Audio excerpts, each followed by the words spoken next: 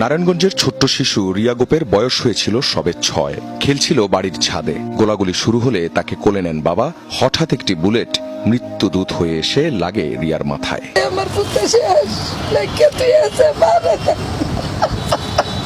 বয়স বাবার সাথে খামারে কাজ করত 13 বছরের মোবারক। দুধ বিক্রি করত বাসায় বাসায়। বড় আগ্রহ ছিল খেলাধুলায়। 19 জুলাই মিছিল দেখতে গিয়ে নিভে গেছে তার জীবন প্রদীপ।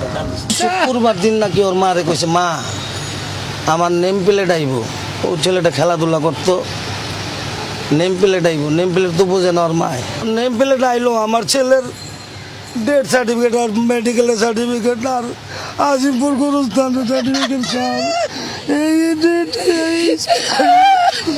আল্লাহ সার্টিফিকেট আইছে, আমার বলার নেম প্লেট আইছে। টিয়ার শেলের ধোঁয়া ঘরে আসছিল। তা ঠেকাতে জানালা বন্ধ করতে যায় 11 বছরের সামির। তখনই একটি গুলি এসে বিদ্ধ করে তাকে। ঘরেই মৃত্যুর কোলে ঢলে পড়ে 5ম শ্রেণী পড়ুয়া শিশুটি।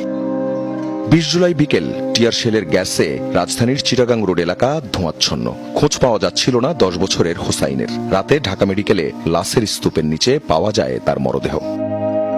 18 জুলাই নরসিংদীতে গুলিবিদ্ধ হয়ে প্রাণ যায় 14 বছরের তাহমিদের। 9ম শ্রেণীতে পড়ত সে।